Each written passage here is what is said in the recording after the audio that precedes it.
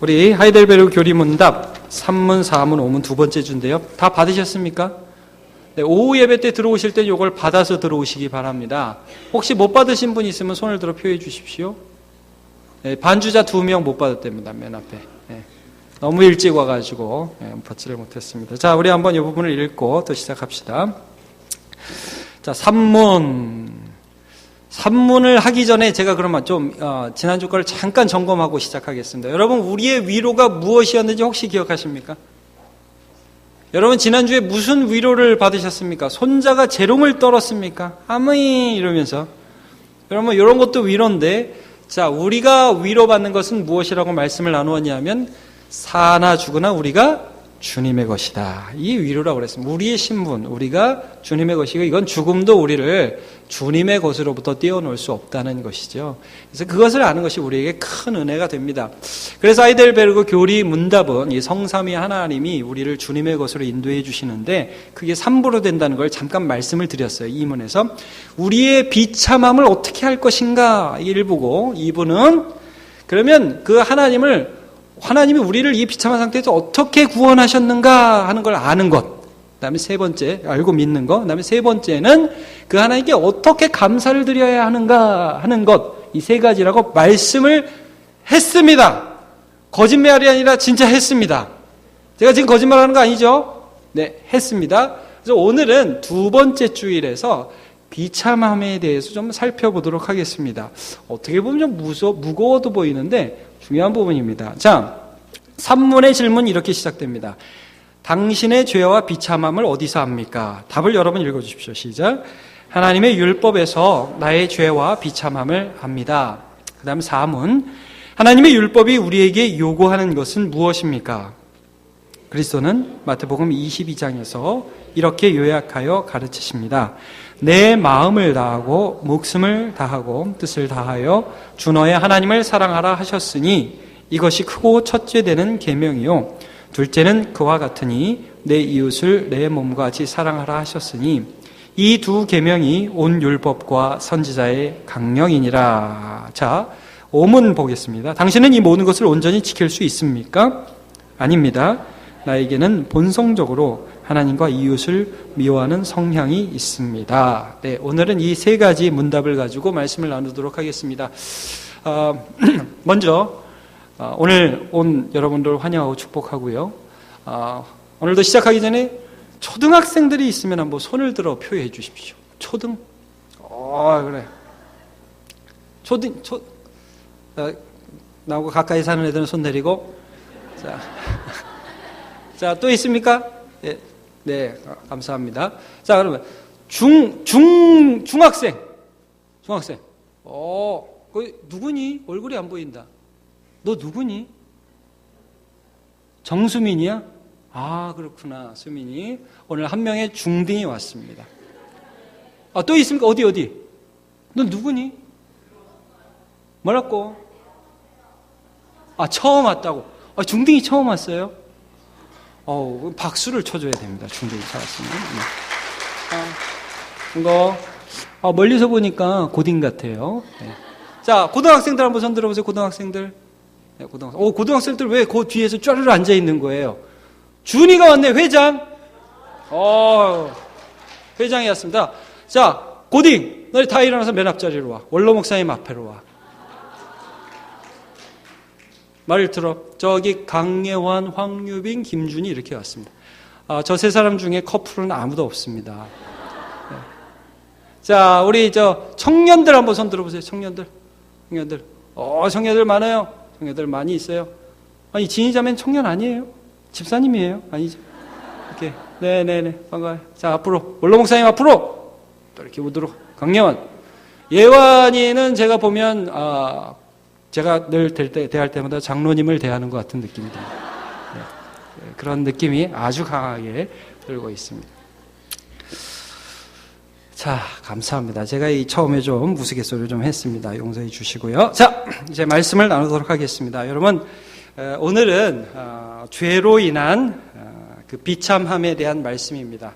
좀 비참함 그러면 왠지 좀 부담스러운 말이기도 한데 우리가 예수님을 알고 또 하나님의 말씀을 통해서 나 자신을 돌아볼 때에 비참함을 알게 된다는 거죠. 자, 여러분 비참함을 어디서 한다고 오늘 말씀하고 있죠? 하나님의 율법에서 할 수 있다. 여러분 율법은 우리에게 하나님의 말씀을 지키라고 이게 하나님 뜻이라고 가르쳐 주시잖아요. 근데 그것을 통해서 비참함을 안 돼요. 자, 사문이 그러면 율법이 무엇이냐? 우리 다시 한번 읽어보죠. 이 마태복음 22장의 말씀만 읽어보겠습니다. 시작. 내 마음을 다하고 목숨을 다하고 뜻을 다하여 주 너의 하나님을 사랑하라 하셨으니 이것이 크고 첫째 되는 계명이요. 둘째는 그와 같으니 내 이웃을 내 몸과 같이 사랑하라 하셨으니 이 두 계명이 온 율법과 선지자의 강령이니라. 여러분 율법은 우리가 하나님을 어떻게 사랑해야 하는지를 알려주십니다. 그래서 여러분 하이델베르그 교리문답 조금 더 가시다 보면 어떻게 하나님을 믿고 사랑해야 될지 10계명을 구체적으로 강의를 합니다. 그러나 먼저 이 말씀을 통해서 우리가 이 말씀을 지킬 수 없다라는 것을 먼저 깨닫게 해주시는 것이 율법의 역할이라는 거예요. 좀 의아하기도 하죠. 아니 이거 지키라는 거 아니에요? 왜? 지키라는 말씀입니다. 그러나 먼저 이 말씀을 지킬 수 없다라는 걸 깨닫게 해주신다는 말씀이에요. 자, 당신은 이 모든 것을 온전히 지킬 수 있습니까? 있습니까? 없습니까? 없습니다.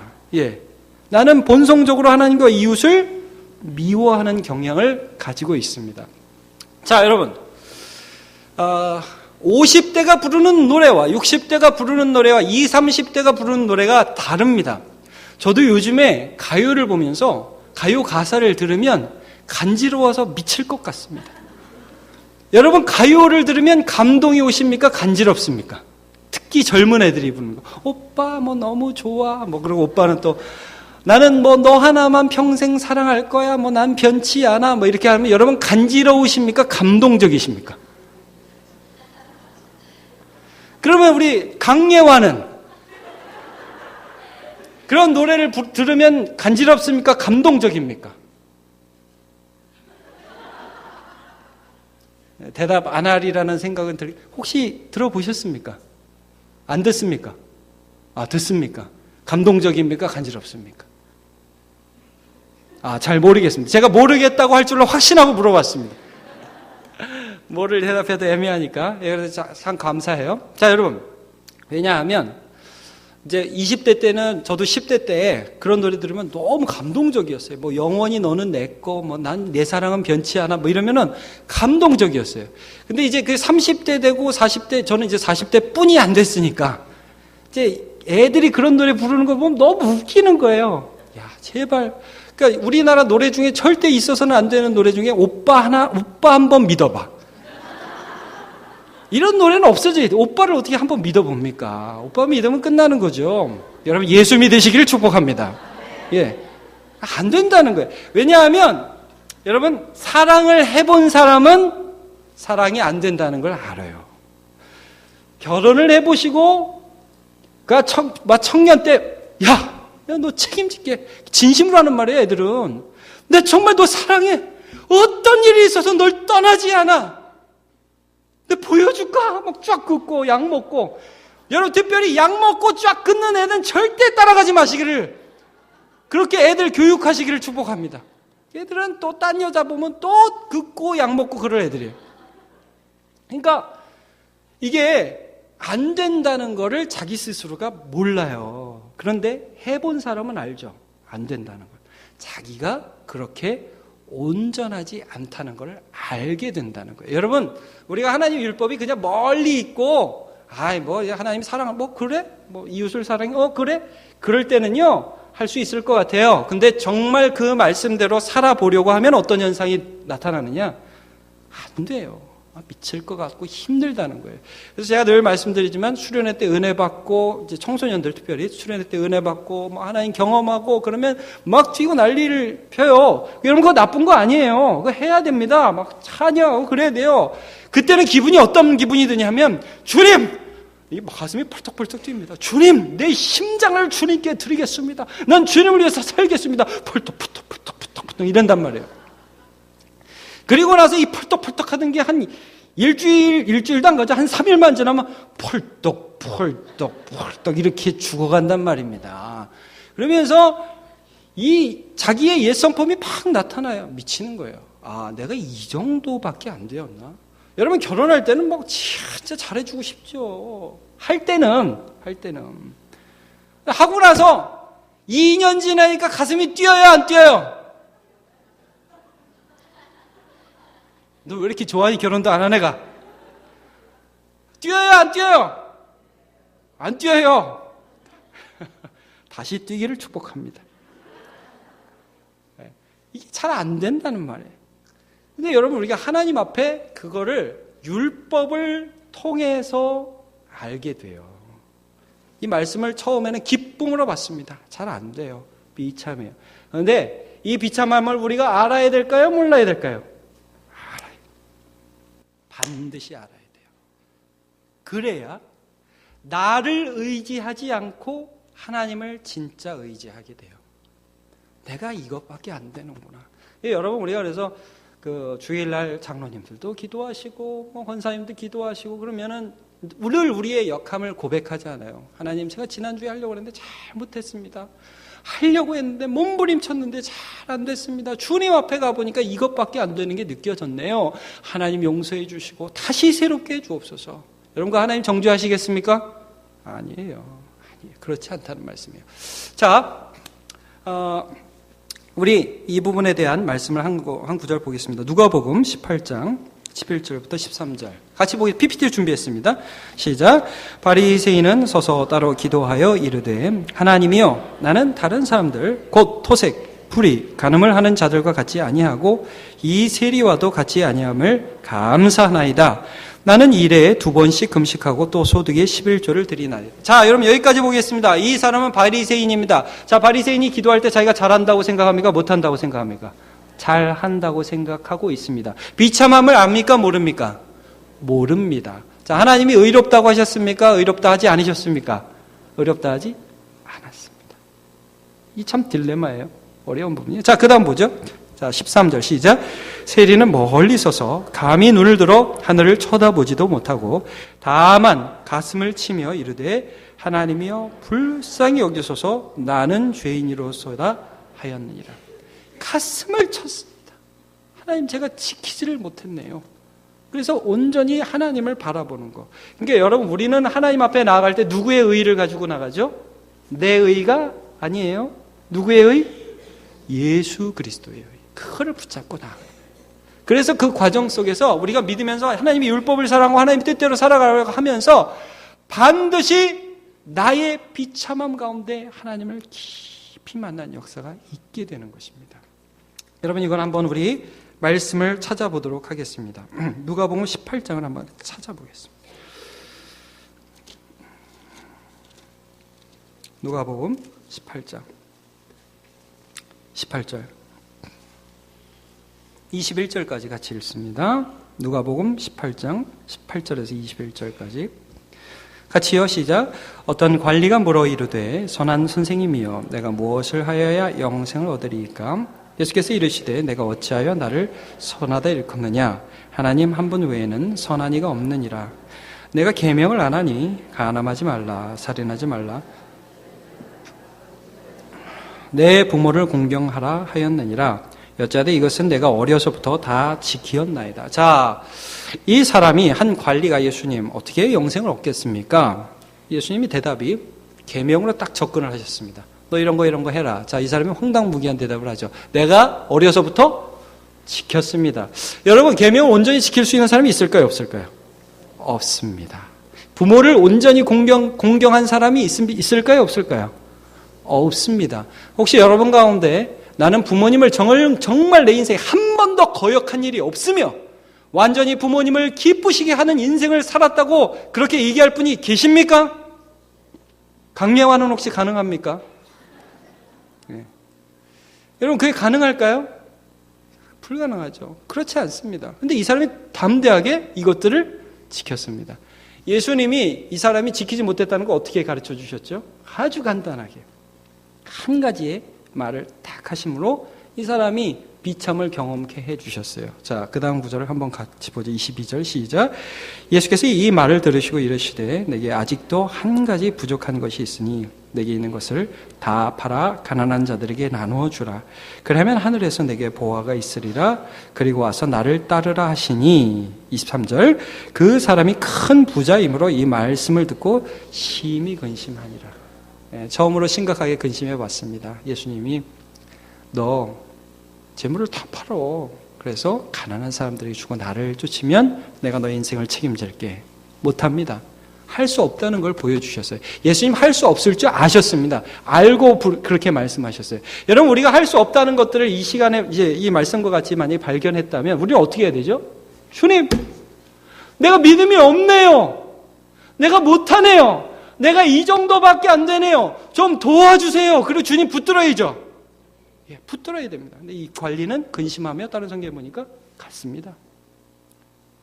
비참함 가운데에서 예수님께 나아가지 않고 예수님을 떠나갔어요. 인간의 이 연약함이죠. 근데 여러분 이게 참 하나님의 은혜입니다. 우리는 비참함을 아는데 그 비참함 가운데 예수께로 나아가는 은혜를 입은 사람들입니다. 여러분 이게 우리가 로마서 7장 지난주에 우리가 함께 본 말씀입니다. 로마서 7장 21절에서 24절 말씀입니다. 네, 8장이 아니라 7장입니다. 제가 잘못 적었습니다. 자, 7장 21절에서 24절. 같이 볼까요? 시작. 그러므로 내가 한 법을 깨달았노니 곧 선을 행하는 원하는 나에게 악이 함께 있는 것이로다. 내 속사람으로는 하나님의 법을 즐거워하되 내 지체 속에서 한 다른 법이 내 마음의 법과 싸워 내 지체 속에 있는 죄의 법으로 나를 사로잡는 것을 보는도다. 오호라 나는 곤고한 사람이로다. 이 사망의 몸에서 누가 나를 건져내랴. 예수 믿어서 얼마나 마음에 갈등이 많은지 전에는 안 보이던 내 죄악이 보이고 하나님께 하지 못한 게 보이고 내가 마음은 하나님을 따르고 싶은데 몸은 딴 데로 가는 게 보이는 거예요. 여러분 이런 경우 있으세요? 정말 미워하기 싫어요. 미워하면 안 된다는 걸 알아요. 근데도 미워요. 미칠 것 같는 거예요. 남 욕하면 안 되는 걸 알아요. 막 속에서 성령께서 욕하지 말지 그러면서 입에서 막 욕이 나가요. 그 집사님 너무 나빠 막 이러면서 막 이게 아는데 안 되는 거예요. 염려하면 안 된다는 거 알아요. 막 성경 구절이 막 생각이 나요. 너의 염려를 다 주께 맡겨버려라. 생각이 나는데 염려가 막 한숨이 땅이 꺼지게 한숨이 나오고 이러는 거예요. 알아요. 안 돼요. 미칠 것 같아요.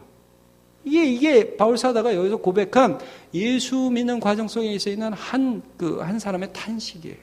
여러분, 그런데 이런 자가 그랬기 때문에 애통함을 가지고 더 주를 깊이 만나는 줄로 믿습니다. 아까도 말씀드렸지만 자기의 비참함을 아는 자가 나는 죽고 예수만 의지하는 자가 되는 것입니다. 예. 자, 신명기 33장 29절을 한번 같이 읽어봅시다. 시작. 이스라엘이여 너는 행복한 사람이로다. 여호와의 구원을 너같이 얻은 백성이 누구냐? 그는 너를 돕는 방패시요 내 영광이 칼이시로다. 내 대적이 내게 복종하리니 내가 그들의 높은 곳을 밟으리로다. 성경을 보면요 여러분 수많은 믿음의 사람을 보니까 다 공고한 사람이었어요. 다 비참한 사람이었어요. 아브라함이 얼마나 비참한 사람입니까? 자기 아내 하나 붙잡아 주지 못하고 자기 아내 하나 보호해 주지 못하는 그런 비참한 남편이었습니다. 여러분 야곱이 얼마나 비참한 사람이었습니까? 자기 형을 속이고 자기 형이 죽인다고 그래가지고 먼 친척집 밧단아람에 보따리 하나 메고 떠나가야 하는 비참한 인생이었습니다. 여러분 그런데 그런 비참한 인생이 하나님 한 분만을 붙잡았을 때 위대한 인생이 되었습니다. 행복자라는 거예요. 행복자. 그래서 행복자.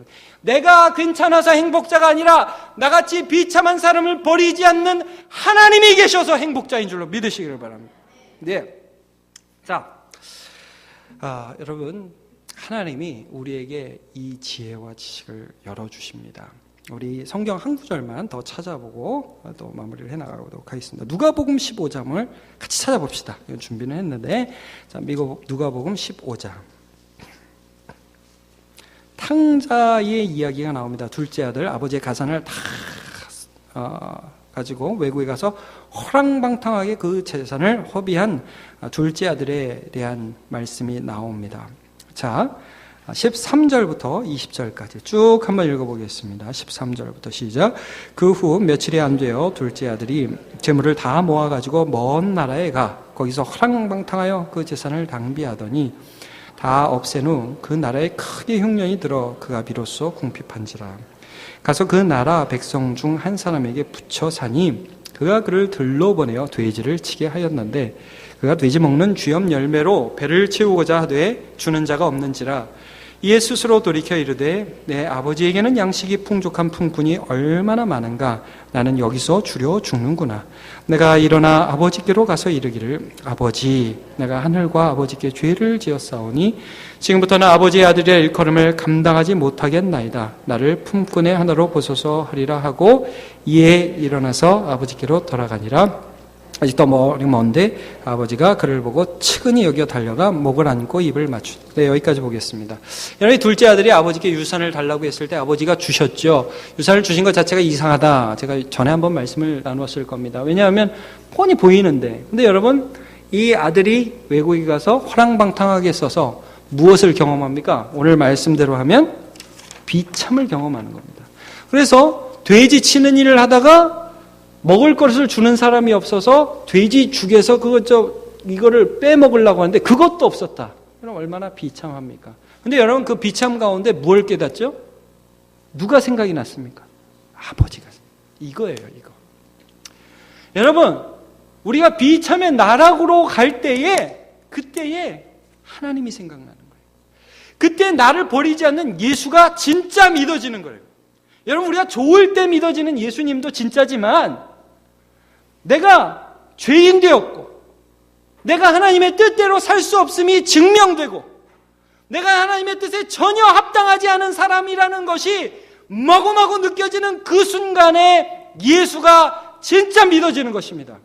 여러분, 뭐라고 말씀하시죠? 우리가 아직 죄인 되었을 때 그리스도께서 우리를 위하여 죽으심으로 하나님께서 우리에게 대한 자기의 사랑을 확증하셨느니라 그랬습니다.